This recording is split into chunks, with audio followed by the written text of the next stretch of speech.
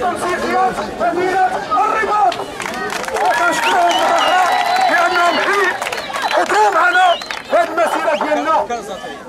دار البيضاء قلناها، الرباط كذلك، ثم تنسيقيات مدينة مكناس، فشكرا مرة أخرى.